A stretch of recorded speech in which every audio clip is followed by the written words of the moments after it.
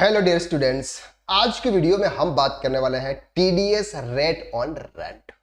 Rent अगर आप किसी को भी पे कर रहे हैं उस पर आपको टीडीएस डिडक्ट करने की नीड होती है।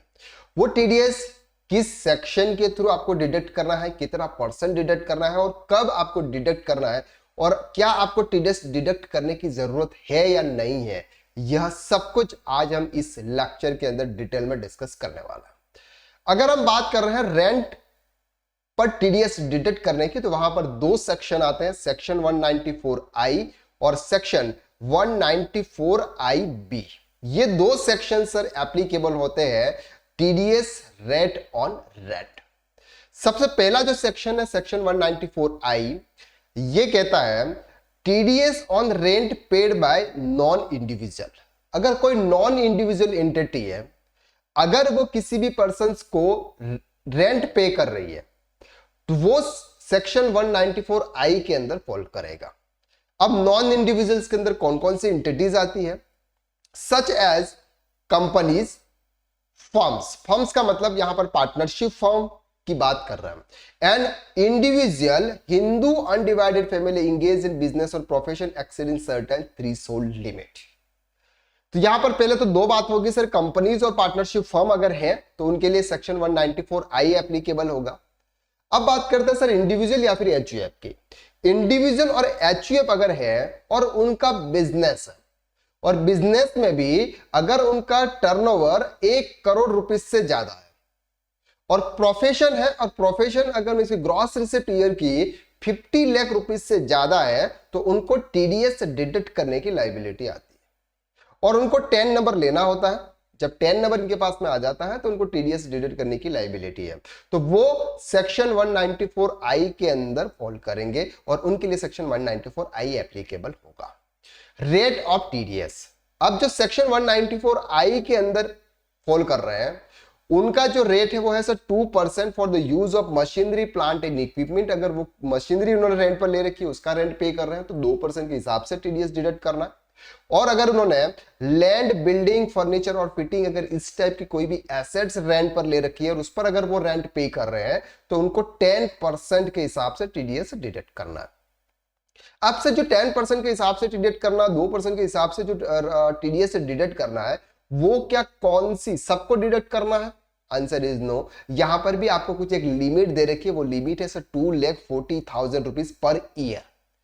एक ईयर में यानी कि किसी भी ईयर में अगर आपने रेंट पे किया और उसकी वैल्यू अगर 2,40,000 रुपीज से कम है, फॉर एग्जांपल हम ये मान के चलते हैं कि सर आप 19,000 पर मंथ के हिसाब से आप रेंट पे कर रहे हैं और पूरे साल का 2,40,000 से कम है तो आपको टीडीएस डिडक्ट करने की नीड नहीं है। लेकिन 20,000 रुपीज पर मंथ के हिसाब से अगर आप रेंट पे कर रहे हैं तो पूरे साल आपका जो रेंट होता है वह सर 2,40,000 होता है। तो 2,40,000 पर अगर आप लैंड बिल्डिंग की बात करें तो 10% के हिसाब से आपको टीडीएस डिडक्ट करना है।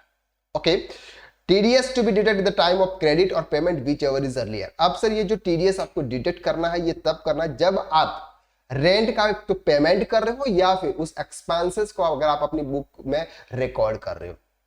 अगर आपने पहले एक्सपेंसेस को बुक किया कि rent account debit to for example जो भी पार्टी है उसका अगर नाम लिख दिया, उस समय आपको टीडीएस डिडक्ट करना है, या फिर अगर पहले अगर आपने पेमेंट किया तो आपको टीडीएस डिडक्ट करना है, या कि व्हिच एवर इज अर्लियर।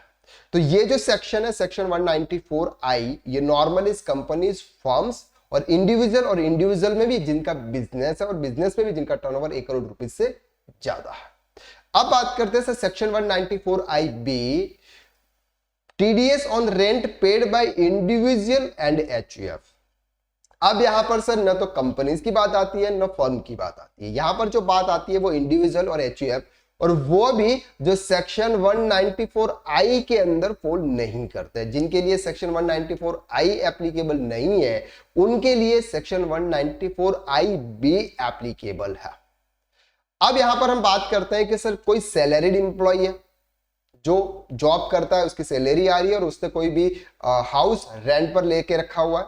दूसरा, जिनका बिजनेस तो है लेकिन उनका जो टर्नओवर वो स्पेसिफिक लिमिट से कम है और उनके ऊपर टीडीएस डिडक्ट करने की लायबिलिटी नहीं है, वो भी सेक्शन 194IB के अंदर कवर होंगे। Section 994B was introduced to target individual or HUF who are not liable to deduct TDS under Section 194I but still pay significant rent amount.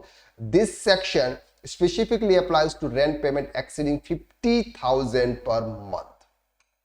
अब सर सेक्शन 194I भी सिर्फ उन्हीं के लिए applicable होगा जो महीने के 50,000 रुपए से ज्यादा का रेंट पे कर रहे हैं। अगर आप महीने के 40,000 रुपए का जो रेंट पे कर रहे हो तो आपके लिए टीडीएस, ये जो टीडीएस डिडक्ट करने का जो सेक्शन है वो आपके लिए एप्लीकेबल नहीं होगा, आप पर एप्लीकेबल नहीं होगा, आपको टीडीएस डिडक्ट नहीं करना होगा। तो ये जो केसेस होते हैं ये बहुत बड़े बड़े जो इंप्लॉइज होते हैं उनके लिए है।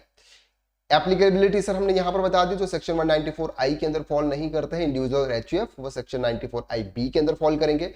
अब उनको जो टीडीएस डिडक्ट करना है ना वो करना है सर 2%। ये चीज आप ध्यान रखना है सर, पहले 1 अक्टूबर 2024 से पहले जो इसका रेट था वो 5% था, अब इस रेट को रिड्यूस करके उन्होंने 2% कर दिया, यानी कि 1 अक्टूबर 2024 के बाद अब जो भी रेंट पे करेंगे उस पर आपको 2% के हिसाब से टीडीएस डिडक्ट करना होगा। Threshold limit 50,000 per month. Clear हो गया?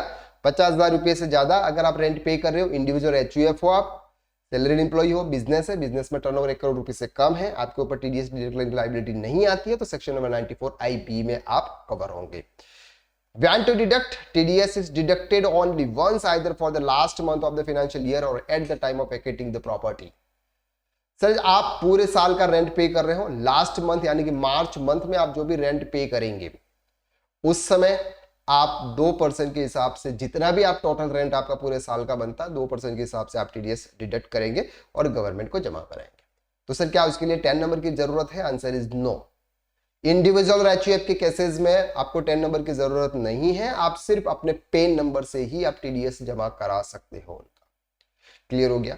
अब दोनों के बीच में कंपैरिजंस कर लेते हैं sir. Section 194I non individuals के लिए होता है, कंपनीज, पार्टनरशिप फॉर्म, और इंडिविजुअल में भी जिनका बिजनेस है और टर्नओवर 1 करोड़ रुपए से ज्यादा है और प्रोफेशन में 50 लाख से ज्यादा है।